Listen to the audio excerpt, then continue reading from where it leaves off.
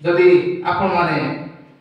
प्रथम रे जे प्रकार हम कहली प्रार्थना उपवास रे आपण माने दिन को आरंभ करिवे ए वर्ष को आपण मानक जीवन रे परमेश्वर कार्य आरंभ हेबो आउ द्वितीय रे ईश्वर को वाक्य जदि आपण माने चाहिबे आपण जीवन रे आपण माने सफल होई पारिबे आउ तृतीय रे ईश्वर को रूप जदि आपण माने सुनिबे तारे परमेश्वर को हस्त रो आपण को केही मध्ये अलगा करि पारिबो नाही चतुर्थ रे आपण माने जो विषय देखु ना बेले विश्वास करछंती विश्वास द्वारा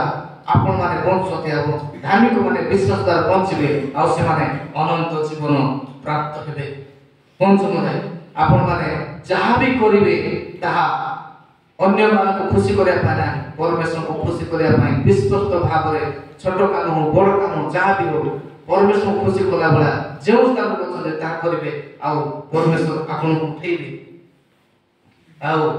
षष्ठ विषय परमेश्वर आपण मानकु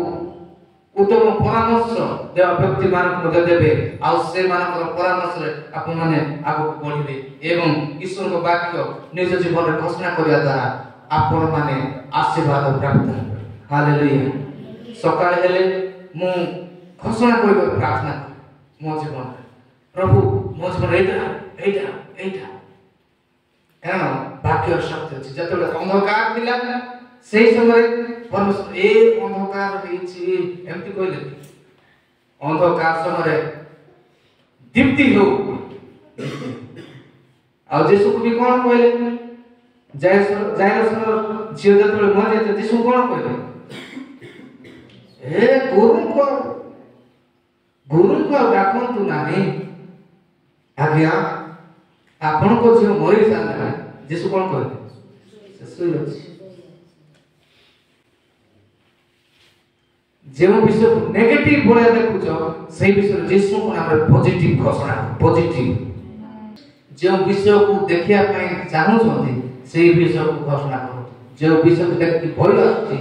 भय करू नै सही विषय जेसु को नाम घोषणा करू सही विषय हटि जीवो आ प्रभु आपण को थारे आशीर्वाद आइबे कारण हमर मुख रे शक्ति अछि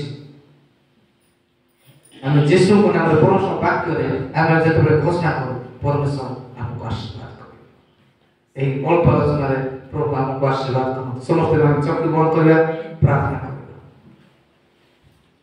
प्रिय प्रभु धन्यवाद देउछि तुमर जीवन वाक्य पाए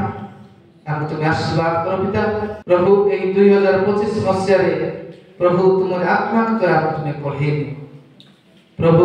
तुम आम जीवन द्वारा महिमा पाओ जिसु को नाम आम जीवन में घोषणा करो शारीरिक आत्मिक मानसिक आर्थिक प्रत्येक विषय रे आमे जिसु को नाम रे 2025 वर्ष रे उन्नति हे जिसु को नाम रे प्रार्थना करू आमेन।